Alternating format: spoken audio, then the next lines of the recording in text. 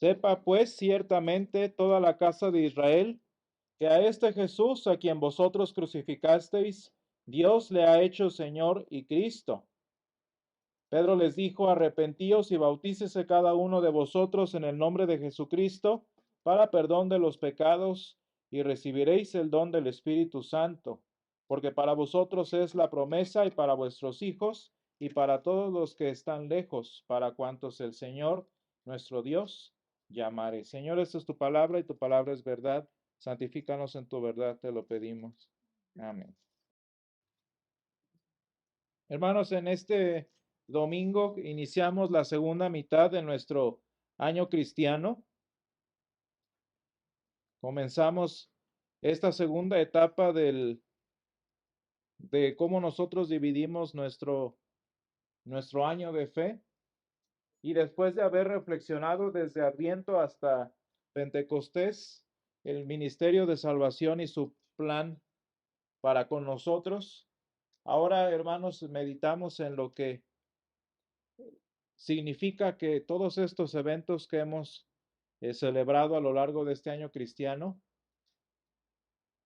hayan sucedido para nosotros. Y qué bonitas las palabras de San Pedro cuando dice, porque para vosotros es la promesa, y para vuestros hijos y para todos los que están lejos, para cuantos el Señor nuestro Dios llamare. Todo lo que hemos celebrado, todo lo que hemos estudiado es para nosotros. Y su promesa, el Señor nos la ha regalado para nosotros y para cuantos Él llamare. Y hermanos, cuando nosotros confesamos en nuestros himnos, cuando nosotros confesamos en nuestro credo, la fe en un solo Dios, en tres personas, pues nosotros celebramos lo que nuestro Dios ha mostrado de sí mismo para nosotros y el propósito con lo que lo ha hecho para nosotros. Porque lo que el Señor revela y muestra de sí mismo no es para satisfacer intelectos necios, no es para fascinar personas, no es para justificar su existencia como muchos quieren que lo haga. Nuestro Dios revela lo que de Él desea que conozcamos precisamente para nuestro bien y para nuestra salvación.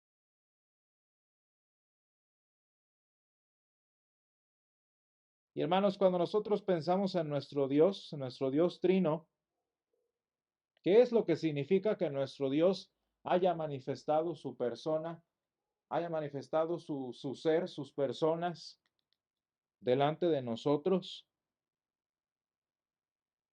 ¿Qué es lo que significa que en este domingo en especial celebremos el dogma central de nuestra fe cristiana, explicado para nosotros y definido para nosotros en las Escrituras? ¿Qué significa que el Señor se muestre a sí mismo de esta forma a nosotros, hijos suyos? Y es que, hermanos, como vemos y hemos leído hoy en Hechos 2, del 22 al 40, el Señor hace lo que hace y el Señor muestra lo que muestra precisamente para nosotros y para nuestra salvación. Muy a propósito, es por eso que el Señor Jesús nos manda en el Evangelio que leíamos hace un momento en San Mateo 28. Dijo Jesús, toda potestad me es dada en el cielo y en la tierra, por tanto, id y haced discípulos a todas las naciones, bautizándolos en el nombre del Padre y del Hijo y del Espíritu Santo.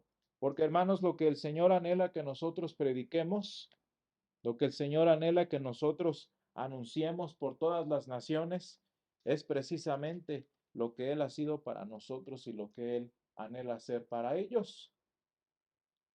Y hermanos, cuando nosotros pensamos en nuestro Dios en tres personas,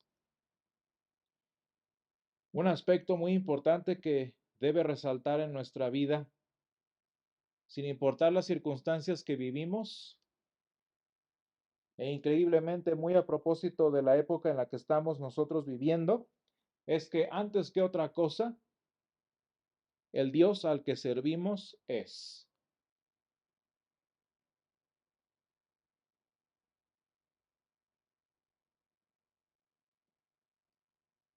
Y eso debería bastar, hermanos, para nuestra vida humana, el saber, el entender, el conocer y el vivir a partir del hecho de que nuestro Dios es. Porque muy necesario es, hermanos, para un pueblo arrogante en el que vivimos hoy, para un mundo que se levanta a sí mismo en sus torres de Babel como dioses propios, diciéndose ser lo que no son o diciéndose ser simplemente cuando no son. Y yo siento que soy esto, yo creo que soy aquello, aunque no lo sea. En la semana, eh, en la semana que terminó, he estado tratando en la universidad en donde trabajo, hemos estado estudiando las consecuencias ideológicas de la Segunda Guerra Mundial. Y les decía yo que la Segunda Guerra Mundial como movimiento histórico es el resultado de una serie de evoluciones intelectuales que se fueron dando a partir de finales del siglo XVIII, con la gran y mitológica frase que a tantos emociona, aunque no sepan ni qué significa, que dijo este filósofo alemán: Dios ha muerto. Y dice después muy arrogantemente: y nosotros lo hemos matado. Pero muy irónicamente y hasta cierto punto en un acto de honestidad intelectual, dice este filósofo, Dios está muerto, nosotros lo hemos matado, y luego dice más abajo: ¿quién nos ha dado la esponja para borrar el horizonte? Y dice: ¿quién nos ha desatado de nuestro sol? ¿A dónde hemos de ir? Dice prácticamente que sin estar amarrados a su sol es una referencia a Dios. ¿Quién evitará que andemos deambulando eternamente?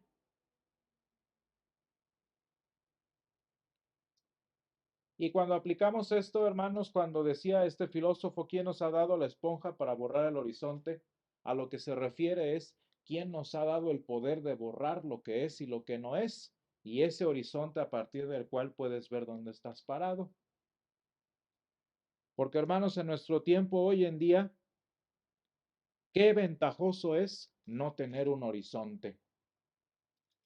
Como decían los soñadores norteamericanos cuando empezaban su sueño hacia el oeste: hasta que veamos mar, hasta ahí nos detendremos. La ausencia de un horizonte, hermanos, se oye muy bonita, se oye muy libre. Sin embargo, lo hemos visto en nuestro mundo: la ausencia de algo que sea hace que todo sea posible.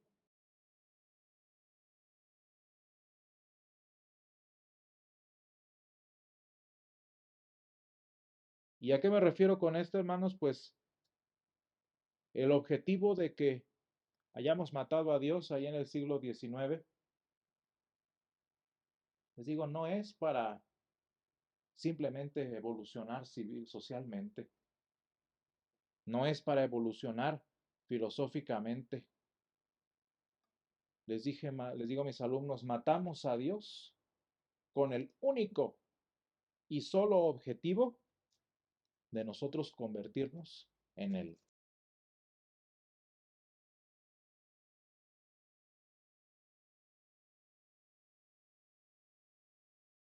Y eso es lo que nos gusta hacer. Y les digo a mis alumnos y les pregunto a ustedes: ¿verdad que el punto de incredulidad ante nuestro Dios no es por argumentos, no es por evidencia, sino por rebelión?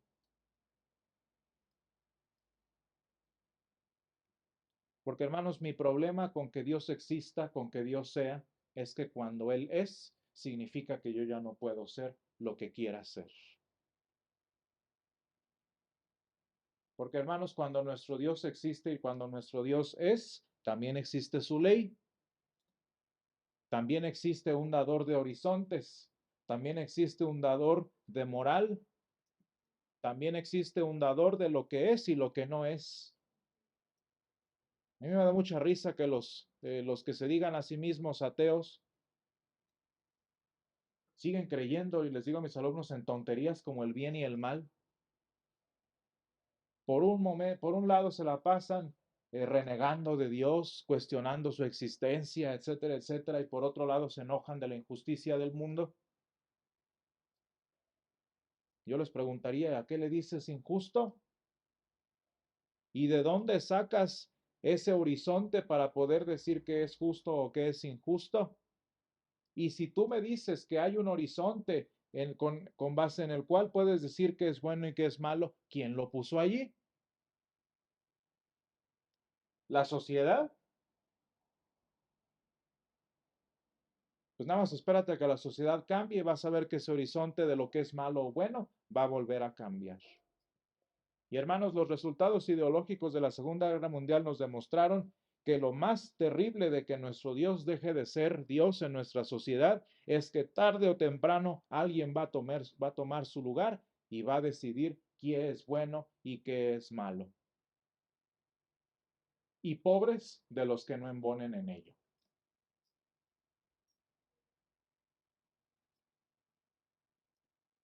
Ahí está, cuando nuestro Dios no es. Y sin embargo, hermanos, para nosotros como cristianos, que nos damos más cuenta, quizás más fácilmente, de las atrocidades que suceden cuando nuestro Dios deja de ser en nuestro mundo, cuando nos damos cuenta, hermanos, quizás tristemente por experiencia propia, de lo triste que es querer vivir una vida en donde nada más yo soy, cuando te das cuenta que tú no das el ancho, que no bastas, que por mucho, como dicen en México, que le eches ganas, no la vas a hacer, que da exactamente lo mismo que seas lo que quieras ser, lo que creas ser ante las circunstancias verdaderas de la vida.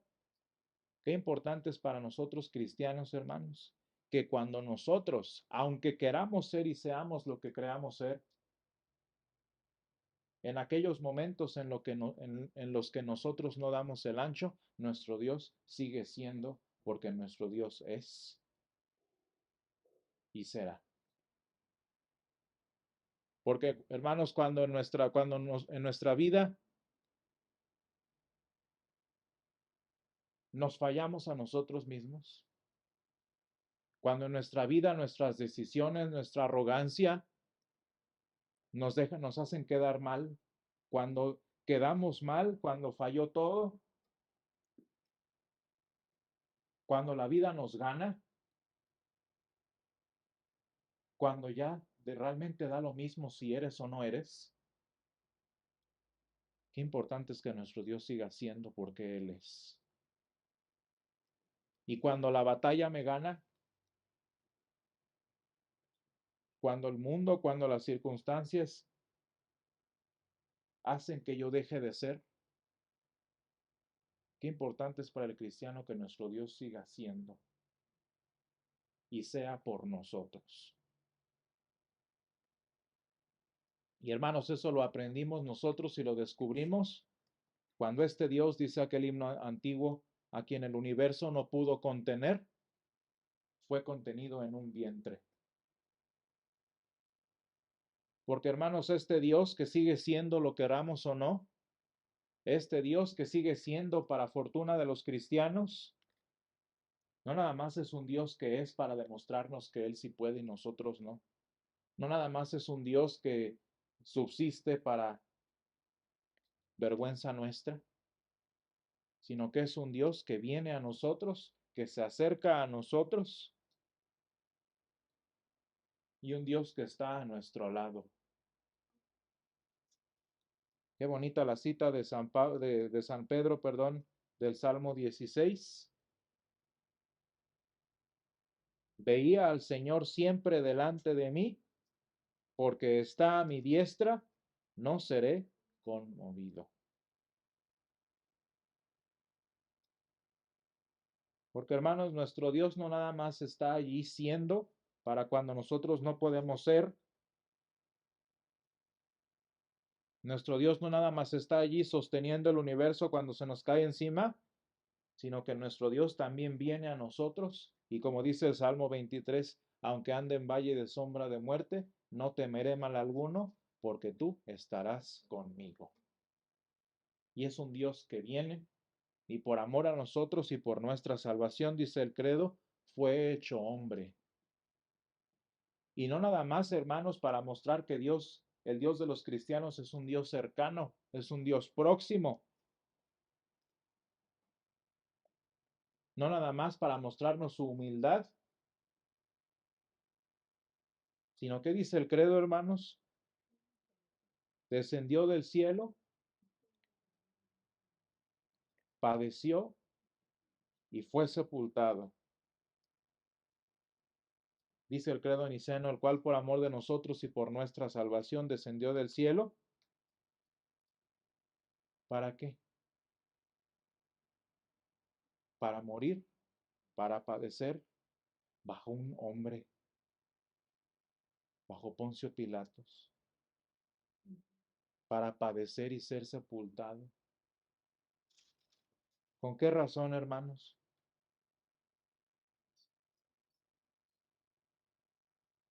Dice versículo 32 de Hechos, a este Jesús resucitó Dios, de lo cual todos nosotros somos testigos. Así que exaltado por la diestra de Dios y habiendo recibido del Padre la promesa del Espíritu Santo, ha derramado esto que vosotros veis y oís.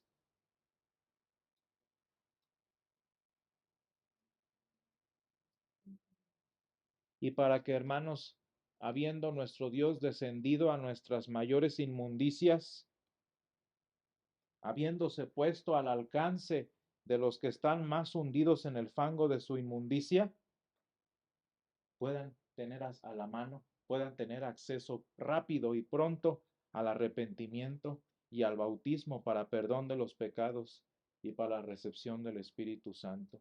Nuestro Dios no nada más se acercó, sino que entró hasta lo más profundo de los abismos de nuestra vida, hermanos,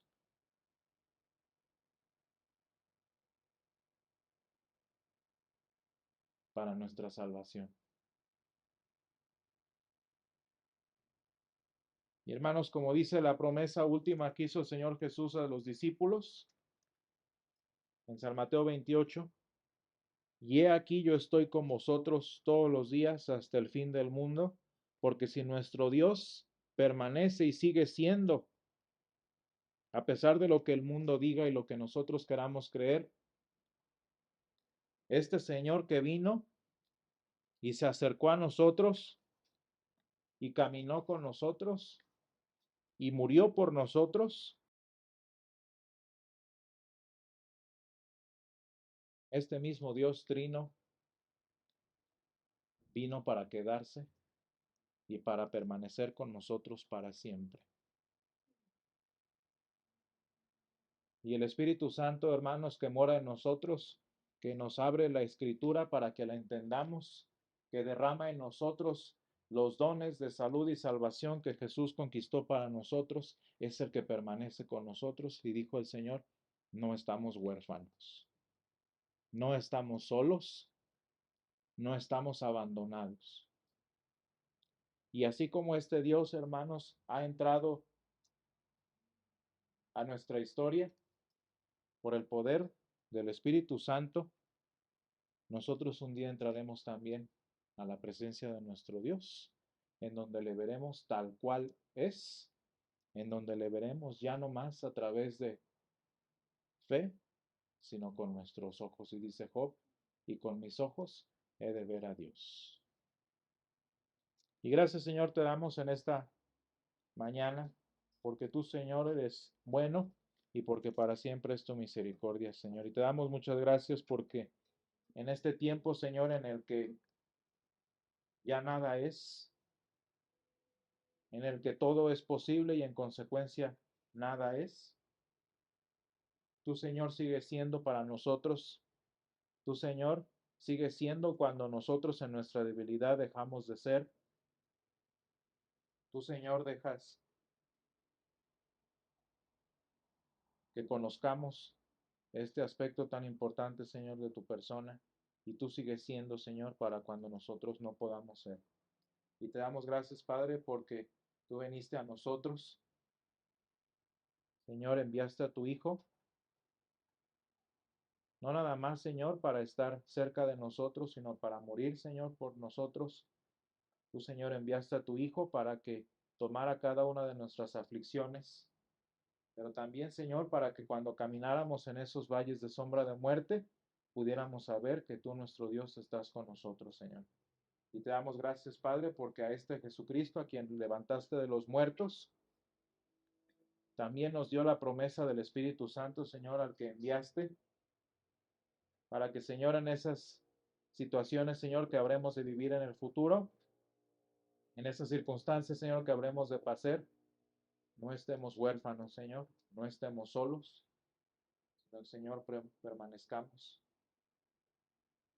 a tu lado, Señor. Y te rogamos que así como tu Hijo entró en nuestra historia, Señor, y cambió nuestras vidas, tú, Señor, por el poder de tu Espíritu, nos ayudes, Señor, a seguir creciendo y a permanecer firmes hasta el momento en el que tú también nos levantes a nosotros y nos lleves a tu presencia, Señor, donde podamos verte cara a cara, Señor, tal cual como tú, en Santísima Trinidad, Señor, te has revelado a nosotros. Te lo pedimos, Señor, todo esto en el nombre de Jesús. Amén.